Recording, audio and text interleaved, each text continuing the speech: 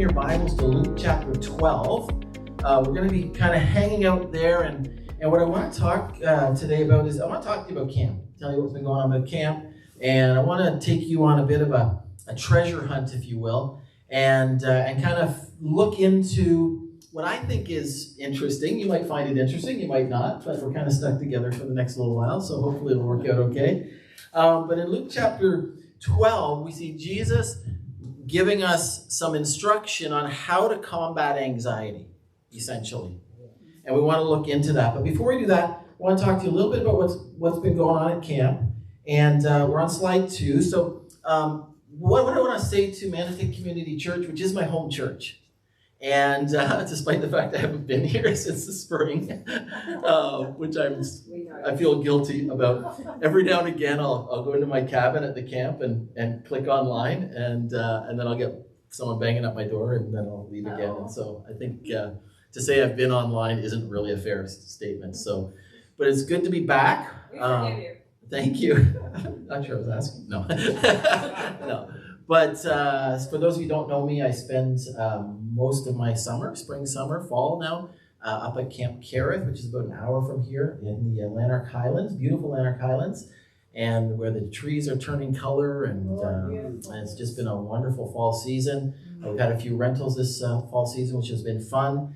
We have, if you're praying for us, we have a group of high school students coming on Tuesday, and they'll be with us till Friday, and then we start our youth camp, which runs from Friday through to Monday, and then we shut down the camp. So the finish line is there for us. But I just want to say thank you to my church family. Thank you for praying. Thank you for supporting. Thank you for sending your campers. Thank you for volunteering, some of you, to come and work and serve. Thank you for the support. We are a non-denominational camp. Actually, we're an interdenominational camp, technically. But what that means is that we don't have like a mother denomination over us that kind of supports us. We are sort of depend on every church partnership as a unique one. And I spend most of my fall and winter going around to different churches and talking about what's been going on. I was at Arm Prior this morning, and look forward to more of that into the fall and into the winter and spring, and just talk about camp and setting up my little table and just hoping that people will continue to catch the vision for what's going on. And so I just want to say thank you for that partnership. A little bit about Camp Cherith. Camp Cherith, the name Cherith, just a reminder, in 1 Kings 17, we see Elijah exhausted, and God takes him down to the brook called Cherith, spelled Cherith, unless it's in the 1984 King NIV, in which case it's Kerith, so it's Cherith. And he feeds them. The ravens go and feed him, and he's allowed to drink right out of the brook. And so when you come to our camp, you come to the river, the Clyde River. We couldn't convince them to rename it, but we come to the river, and we hope that spiritually it's a place that people feel refreshed. Whether you're coming to serve, whether you're coming as a campground camper, whether your kids are coming, whether you're here on a retreat, whether you can't join us at family camp this year, whatever the case may be, our prayer is that you come away going, that was refreshing. And we want to feed you, and we will feed you, and all that good stuff, but that your spirit will walk away going, wow, that was restful, that was good, that was enjoyable. When Jesus talks in, he says to us, come to me, all who labor and are heavy laden, and I will give you rest. Take my yoke upon you and learn from me, and you will find rest. For I am gentle and lowly in heart, and you will find rest for your souls. For my yoke is easy, and my burden is light. And so Jesus, in a way, almost fulfills what we see with Elijah, in that he's coming, he's saying it's not just a physical thing.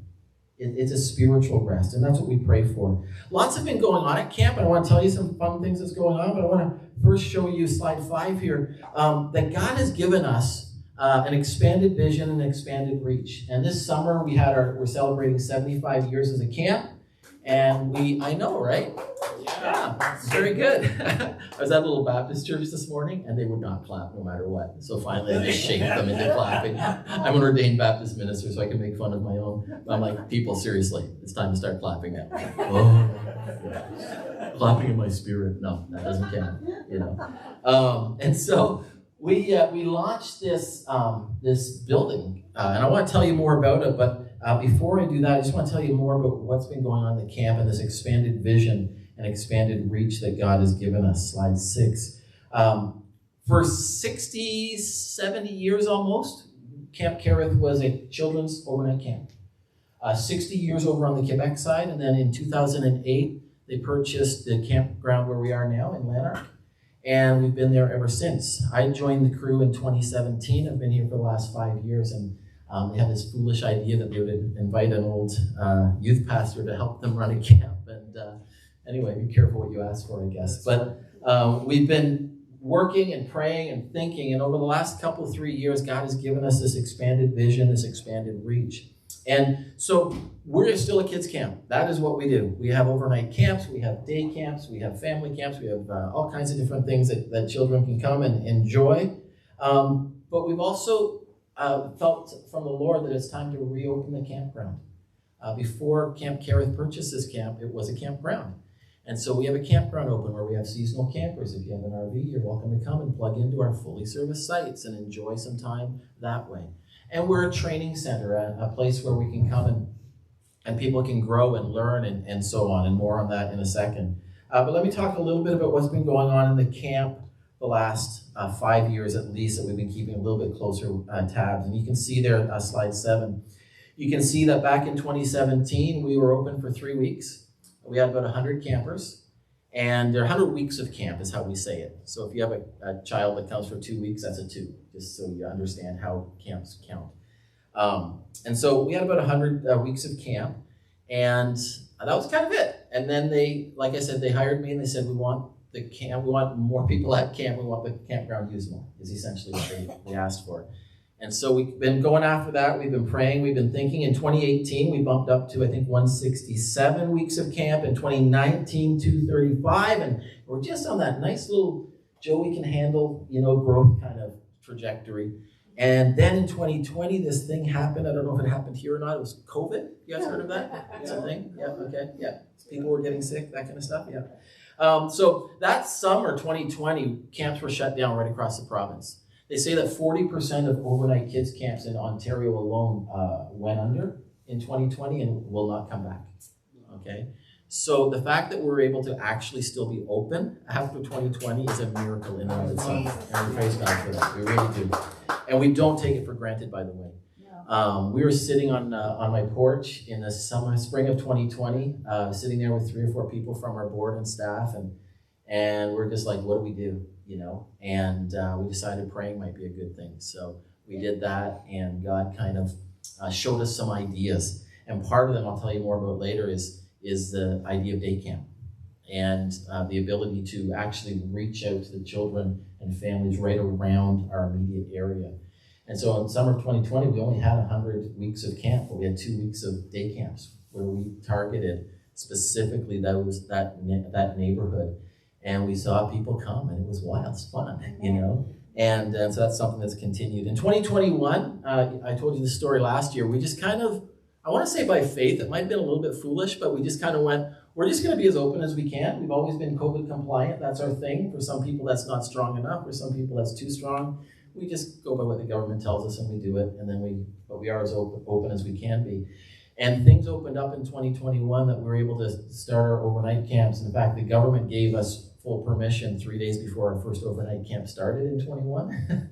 And so we ran 445 weeks of camp in 2021. And then, yeah, I know, right? So then I thought, coming back in 22, all the other camps are going to be open. People are going to find other things to do other than just desperately go to a camp that's open for them in the middle of COVID. And so we were expecting a little bit of a bounce back. I was preparing the board for like 300, 350 maybe. But we're going to finish up this year with over 600 weeks of camp. Wow. And again, we just praise God for that. It really is something spectacular. day camps, overnight camps. Our family camps are incredibly becoming very popular. Pastor Doug was there speaking for us at one of them this year, and just really, really good times. Those are fun numbers, but the number I want you to pay attention to is the little graph number below. It just shows consistently between 20 and 30% of the campers that come to camp are making decisions for Christ. And those of you who understand how that works, anything over about 10 or 12% is like, ooh, that's a pretty good number of proclamation gospel response, which is what we are. We're a proclamation gospel camp. We proclaim the gospel. We ask for a response. And so we have seen consistently these numbers. And this year, we're still waiting for youth camp to finish, of course, but currently we are over 150 campers that have said yes to Jesus this summer. And that's the one that we really need to praise God for, because it's just, even when I say it's about the 12th time I've said it in the last 2 weeks, it's just still overwhelming to me that these kids are turning to Christ. Let me tell you one quick story. So it's day camp. And it's the first day, and the first car in the lineup, the lineup where you're lined up the hill waiting to get in. I'm talking to parents, and this mother shows up way too early, like 45 minutes early. And she's like, oh, we're so excited to be here. She's got 3 kids in the back seat. And this is a story I couldn't tell at my Baptist church this morning, but I'll tell you guys. And she goes, we're so excited to be here. Our neighbor told us about Camp Cherith, and they're on the French Line Road, which is the road we're on. And we're just so excited, aren't we, kids? And she looks into her rearview mirror, and I go to the back seat, and I go, hey, kids, I'm Bruin. And this, 10-year-old girl, she just gives me the finger. She just looks at me like, I won't do it. But you know what I'm saying? I'm just like, good to see ya. And the mother goes, I told you not to give him the finger. As if she had to prep her for camp. And I'm like, I love that you are here, And so the last day of camp, we do the gospel a little bit different at day camps. We kind of break them into younger groups, older groups, and we sit down on the grass, and I just sit and talk to the kids. And I share with them Jesus. And this girl's sitting there, and she's right in front of me, kind of sitting there. Each day she looked at me, she stopped giving me the finger, she just stuck her tongue out at me each day, and it became sort of a thing. And anyway, last day she's sitting there and going, here's the gospel. If you'd like to accept Jesus, just put up your hand. So she's looking at me like she's ready to kill me. And she's 10, right? Like, come on, I've got a 10-year-old. Anyway, she just kind of does one of these, like a little finger, like the other finger. And she kind of goes like this. And I go to the whole group, but I was really talking to her. I said, listen, if you want in with Jesus, I want to see your hands up in the air where you can, And she just looks at me and she goes, and then repeats after the prayer to accept Jesus. So I share that with you because it's just so much fun. Taking Jesus to a world that's so dark and just going, shining a light on it. And they just, and when Jesus says it's time, And so it's been a lot of fun doing that. Our campground, slide 8, has been something that's been exciting. And I'm going to show you some numbers. The numbers don't really do it justice because they're more financial numbers, but it's the only way I could try to sort of show you that what's been happening is we're getting more seasonal campers. We're getting more rentals coming in. We have a group from Nepean, a martial arts group. They brought over 400 families to our campground on one day. It was kind of crazy. But they come as a customer appreciation day. And out of that, every year, we get kids and families that either come to another rental or they send their kids to camp or something like that. And it's just an exciting way to engage with the world. Did Beck leave? Oh, maybe she did. She's at the back. Okay, anyway, her connection with her at Algonquin. We had some college students from Algonquin here a couple weeks ago. And just different ways that, yes, Christian groups come too. It's awesome. But having non-Christian people come to the campground, it's just great because it's so cool to watch them trying to figure out what is it that they're feeling here. And we know, of course, it's it's God. It's God at Camp Cherith. God is everywhere, but God is at Camp Cherith, and it's hard to get away from that, hard to shake that. And it's great to have those conversations. The training center has been fun, and the training center is really my work with Implementa. Some of you know after doing 25 years of kind of youth pastor work, started training people. There's more information at the back if you want to look at it. We start our classes actually tomorrow night. And we also do intensives, one-day intensives at the campground where youth workers come and we do some youth ministry training and that kind of thing. I'd love to tell you a really exciting story, maybe in a month or so, but pray for some really key conversations that are happening right now, specifically around the area of training Native or Indigenous youth workers right across the country. There's some things stirring, and if something comes of it, it could be very exciting or it could be nothing. But either way, pray for that. And that would be great. So things are happening. All that to say, we'll show that video now if it's going to work, Stan, on slide 11. All that to say that we love Camp Cherith, so a little video for you to watch here. All right, there you go. You got the gist of it. Essentially, on our last day of day camp, we put together this little video, and the kids got to participate. It was a lot of fun, and I share that with you just to kind of give you an idea of where we're going, what we're trying to accomplish. We launched at our alumni weekend. We launched this building project, which, quite honestly, is ridiculous to think that, humanly speaking, $1.3 million could come into to build a slide 12, please, Stan, to build this expansion. But what's been going on at the camp for the last number of years is we run the camp, and we have a kitchen, and the kitchen's great, and we pass all our inspections, and it's all good. But it's a relic. It's an old kitchen, and it needs an upgrade. And they've been talking about this for years. And we were about to do something, and then COVID hit, and we kind of went, well, let's just keep working on it. And we felt like last spring we're like, you know what? Let's launch it. It's our 75th anniversary. Let's see what the Lord does. And so essentially, what we're doing is we're taking the existing Wilkie building, which, if you know the camp, you understand what I'm talking about. And we're surrounding it with a brand new kitchen, underground, a basement that we can put more washrooms and showers. We can put our mechanical room down there, which means it means we can actually have water running year round. We don't have to pull it in and out of the river every year, which is expensive and exhausting, quite frankly. And it'll allow us to have a few more meeting spaces, because the current kitchen will get converted back into a meeting room. There'll be 2 meeting rooms built into this structure. It'll have a walkout basement. The pictures that you're looking at, the one in the top, your left corner, is what it looks like kind of as you're driving in looking at it. And the one looking back with the staircase there, that's as if you were looking up from the river at it. And if you still don't understand, come visit me. I'll be there all week. And I'll show you around, I'll show you the bigger picture, and so on. We'll have a good chat and so forth. And then we're going to wrap the entire thing in a covered porch, because, again, as beautiful as the camp is, when it rains, it's a little tough, you know. And so this will allow us to do a number of things. First of all, it'll allow us to actually have a modern kitchen, slide 13. Is it screened in? Was that porch screened in? No, it won't be screened in. No, it won't be. But the actual Wilkie will have proper windows on it, so it'll allow for, and it'll allow for extra meeting spaces for groups as they're going different things. The wraparound porch I talked about just gives a little bit extra space to do stuff and to kind of stretch out a little bit. And then by doing all this, it actually expands the dining hall footprint without actually expanding it. And it's more detailed than we have time for, but come talk to me afterwards. I'll share more about with that. Why are we doing this now? Slide 14. Because we feel God's leading. He's given us this expanded vision. He's given us this expanded reach, and our camps are growing. Campgrounds and rentals are up. Why not? You know, somebody asked me the other day, they're like, you must be stressed right out. I'm going, not really, because if we don't do it, we don't do it. You know, if God wants to, he'll stir people's hearts. And like I said before, we don't have a denomination that's going to fund this. It's going to be all of us together going, let's do this, you know. And so that's kind of why we're just throwing it out there. The timeline 15 is simply this. We launched it on August 27th. We're very close. I want to almost say we have our first $100,000 in. It's not quite there, but it's close enough that I want to say it.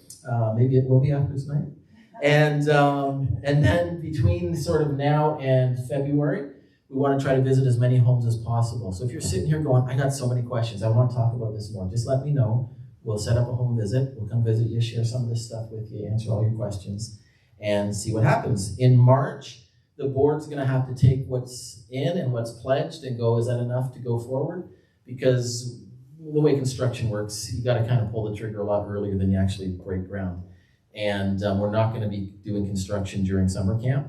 That's just a no way. So it's going to start this time next year, if it's going to start. Otherwise, it'll be another calendar year, and so on. Okay? So that's kind of the idea. If we break ground this time next year, we'll be in our new facility for summer of 2024. So that's kind of the timeline.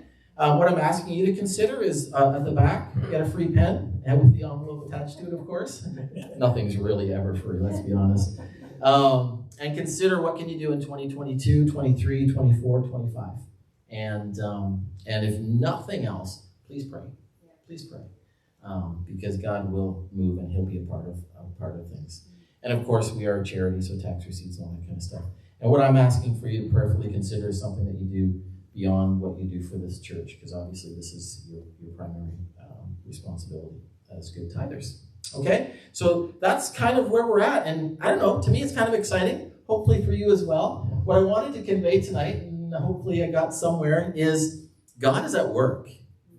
You know, and for those of you who've been living in Canada for a long time, and it's just been this steady decline into, I really believe, a state of depravity in our society, there are still pockets where God is doing what God wants to do. That's right. And you can give God the finger, but he'll get you. Yeah. He'll get you. And when he gets you, he's got you. And that's it. And so God is doing some cool things. And he's stirring. And I invite you to be a part of it somehow. Come join us for a week next summer. Come for a walk this fall. And let me show you around a bit. Pray for us, whatever the case may be. Treasure hunt. Luke 12:34. Slide 18, please. So some of you know I have two adult sons, 25 and 23. My 25-year-old Sammy just got engaged this summer at Camp Cherith. He took his fiancée now down the river and got down on a knee and did all that, and is very excited because she's lovely. And so Cheryl and I are quite excited about that. So anyway, Sammy's like maybe 6, 7, 8 years old in there somewhere. And one thing that my wife did well, is birthday parties. Like, she was all about it. And he was going through a phase where he's all about treasure hunts, pirates, all that kind of stuff. Like any little boy, I get it. It's not that unique. But that's what he was going through. And so Cheryl, I want to take the credit, it was really her, had this idea where she got all the loot bags, you know, the little gift bags you give the kids on the way home, put them in like a steel box, buried it in the yard, okay? And then put together like 10 or 12 clues that kind of got you all over the property, in, out, up a tree, down a tree, all that kind of stuff. With the idea being they're going to get this treasure at the end, okay? And so when I think about treasure hunts, I don't know about you, but my mind goes back to that day. It was a very, very exciting day. When Jesus talks about treasure hunts and treasure hunters, 19 please, he says this, 3 things. True treasure hunters will find success through these 3 things. 1, the avoidance of anxiety, the alleviation of assets, and the amalgamation of acquisitions, okay?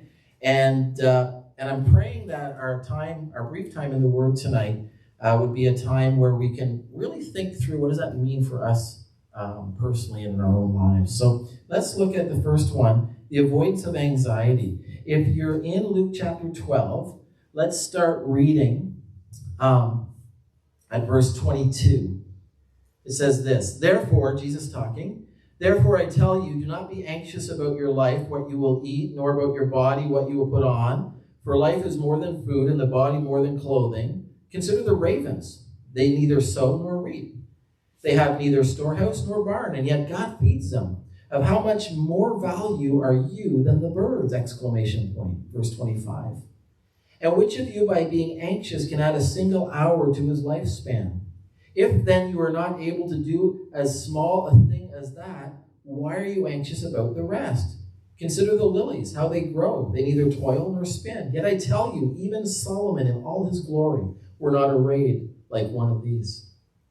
But if God so clothes the grass, which is alive and in the field today and tomorrow is thrown into the oven, how much more will he clothe you, O you of little faith? Exclamation point. Verse 29, and do not seek what you are to eat and what you are to drink, nor be worried. For all the nations of the world seek after these things, and your Father knows that you need them. Instead, seek his kingdom, and these things will be added to you. Fear not, little flock, for it is your Father's good pleasure to give you the kingdom. True treasure hunters will find success through the avoidance of anxiety. I don't know, like, usually I thought I was going to come here and see all of my old friends, but I'm seeing people I haven't seen around a bit. I'm not sure I've met, and this is exciting, and my old friends. So I can't pretend to know what you're anxious about. But if you're like me, you're anxious. For the last 5 years or so, I've been woken up pretty much every morning about 4:30. I call it my panic or prayer hour. And so about 4:30, I wake up and I start thinking about all the things that are going on. You know, this morning it was like, I got to get my daughter to a practice, and I have to arm bar, then back here, got to do the, got to make sure I have, all this stuff, right? And I can't hear what you say. yeah, it's just anxiety. It's white noise is what it is. And I'm just kind of going, what am I going to do? What am I going to do? And I start thinking, and if I'm on the ball spiritually, I pray, and then I fall back asleep. If I'm not on the ball, I sit up and I panic about it, and then like at 6 o'clock when my alarm goes off, I'm like, okay, I lost, you know? Because I'm not casting my anxiety upon the Lord, like Peter reminds us in 1 Peter 5, casting your anxiety upon the Lord. The other day, Ellie and I were the only ones at the camp. It was so lovely. The sun was shining. It was a beautiful day. She asked me if we could go fishing. I don't know how to fish. I work at a camp where we teach fishing skills. I never go near the place. So we went down, we found a rod, we got to the river, and I started casting the thing, and I started reeling it. I don't know what would happen if a fish actually got on the end of the line. I don't know what I would do, other than go, this is exciting, now what do we do? Cut the string and let him go? Like, I don't know. And so fortunately that didn't happen, right? Hypothetical worry. But as I'm just casting it, I'm enjoying just reeling the thing in and throwing it out. I kind of got onto it a little bit, and she's like, Dad, catch a fish. I'm like, I don't want to catch a fish, I'm just casting. And then I started giving her a little speech as a prelude to tonight's message, and she walked away, of course. And so, but that's the instruction that God gives us. He doesn't expect us to just go, tonight in this moment, I cast all my anxiety upon you, now it's gone forever. It's an active term. It's this constant casting of anxiety. And if we're going to find the true treasure that God has for us, we're going to have to be committed to continually casting our anxiety upon you, whether it's at 4:30 in the morning or all day long or whenever it happens to be for you.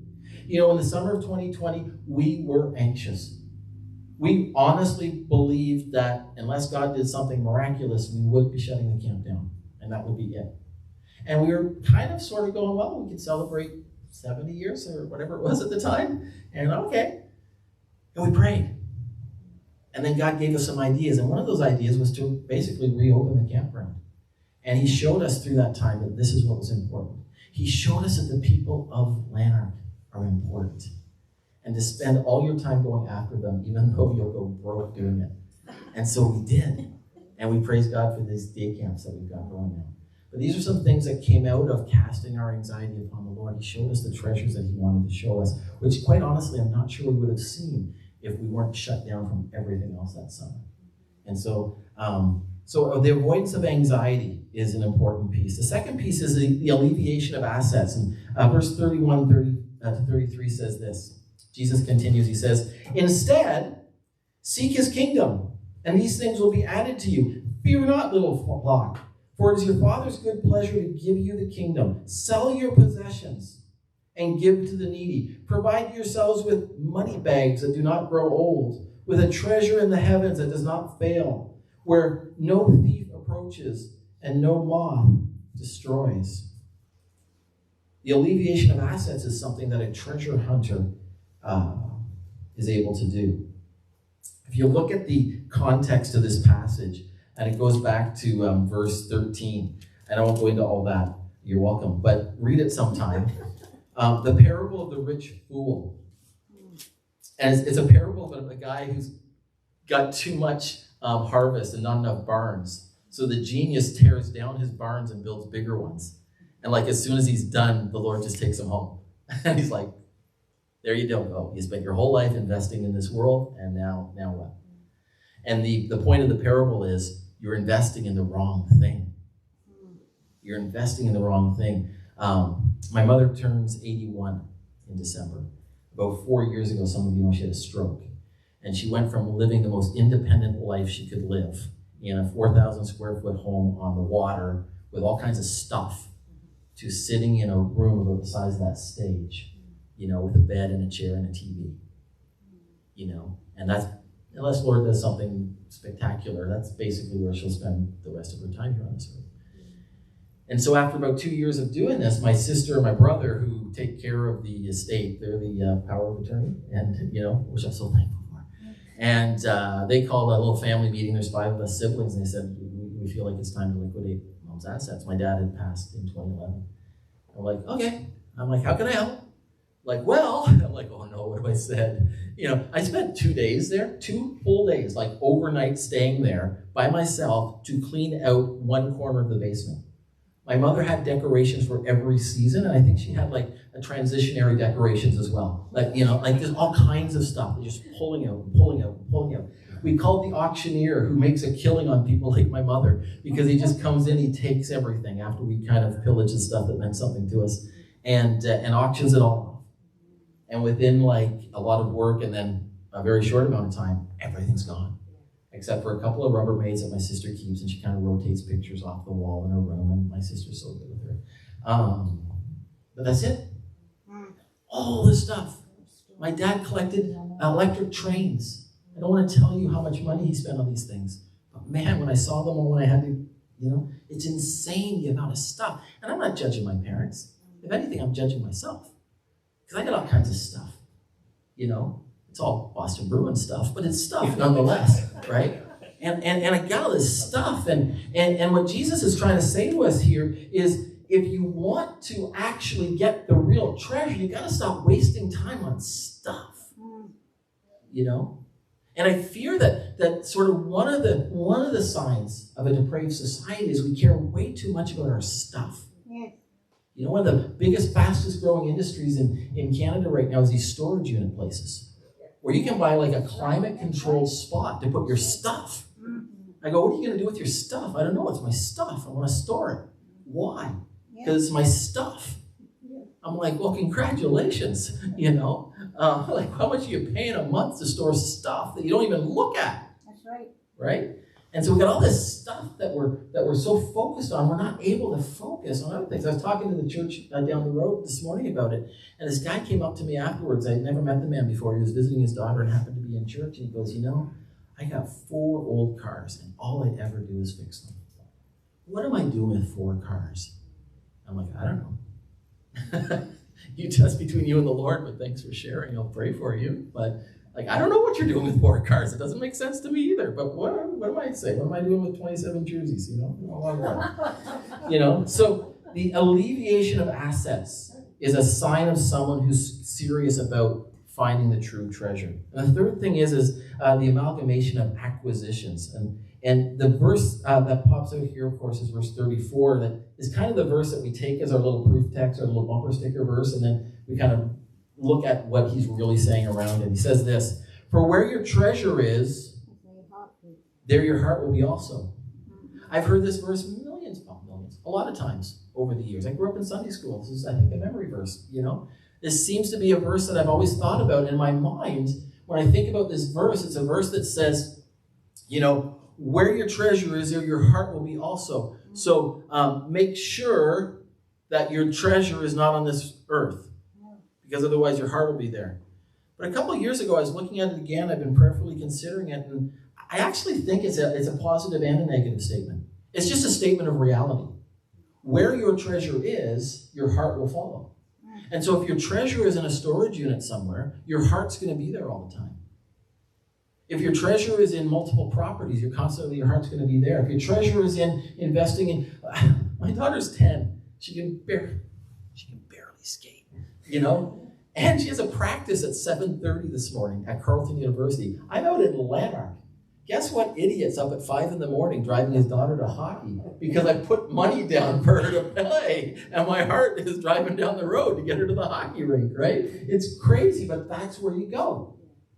Right? We invested the money. I've had some poor camper. She was getting dropped off for camp, and she did not want to go to camp. And she's telling her parents in no uncertain terms in front of me, I do not want to be here, and she's feeling pretty homesick, I guess. And the parents are going, you're going to camp because I paid for you to go to camp. That card, parents? I'm like, oh boy, I'm going to walk over here and see you at supper maybe, But this is what happens. Where we put our treasure, our heart follows that. And so if you're going to go after the real treasure, the good stuff, you gotta make sure that you're focused on where you want to be. Okay? All right, let's keep going. Verse, where are we at? Yes, slide 28, please. Let's go right to 29. By the way, if you want to look at this passage a little bit differently, in Matthew chapter 6, Jesus tells the same thing. Only instead of ending with the big statement, where your treasure is, there your heart will be, he starts with that statement. And then out of it flows the whole don't be anxious about things. And so if you're looking for something fun to do, read the Matthew 6 version and kind of go, Matthew and Luke in his research, I guess, saw the same thing, yet they're telling it slightly different ways. Why is that, I wonder? And it's something to think about. Here's what I want us to think about as we wrap up. What if, because you guys might be sitting here going, well, that was a creative way of him asking us for money to build a building. Maybe it was. But what if, rather than every charity, good charity, good charity, Christian charity, whatever, instead of every Christian charity, church, whatever, saying we need this for this, and you going, yeah, I guess. What if rather we created a culture within the Christian community where we pursued the right treasure? What if we became a church? I don't mean this church per se, because I really have no idea who does what here. But if you're like most churches in North America, you probably tithe between 2 and 3%. 2 and 3, not 23. Right?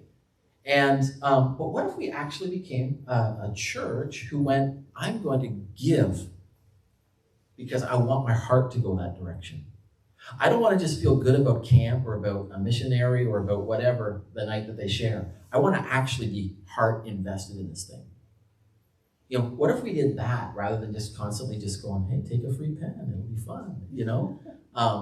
And so my encouragement to us is to be people that think about treasure hunting as a discipleship principle rather than just a need-based principle. So Sammy and his friends are gathered at the birthday party. We are quite excited because we've been working on this thing. And we pull them aside and we say, hey, boys, bad news. There's been a theft. Somebody has stolen all your loot bags.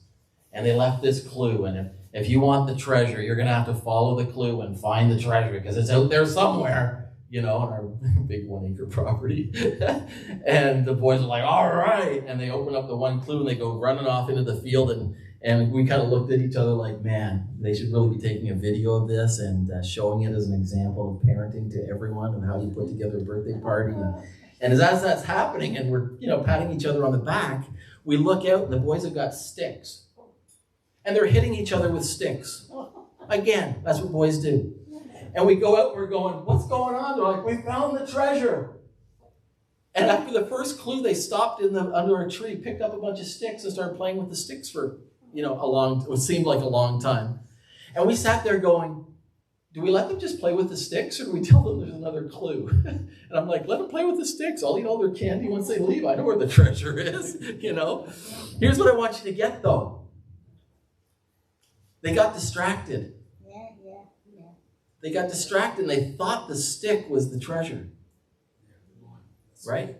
And they missed the real treasure. Now, eventually, we basically forced them into having a good time doing our game and finding their treasure, right? But they missed it because they were satisfied with what the world offers. The world offers some pretty cool things. But man, none of them are going to stand up in eternity compared to the treasure that God offers us. And so my encouragement to us, I'm talking to myself, you know, is that as we pursue treasure, that we would pursue the treasure that's going to last for eternity. In my sinfulness, I have to confess, sometimes I'm more excited about the Boston Bruins coming to town, which they do in 2 weeks, by the way, than I am about a little girl giving me the finger. You know what I'm saying? I want to be somebody who's just right fired up about eternal treasure and the treasure that God offers us and a treasure that he wants us to pursue. In fact, a treasure that he's planned for us to pursue. It's all there. Let's not get stuck playing with sticks when there's something good waiting for us. Amen?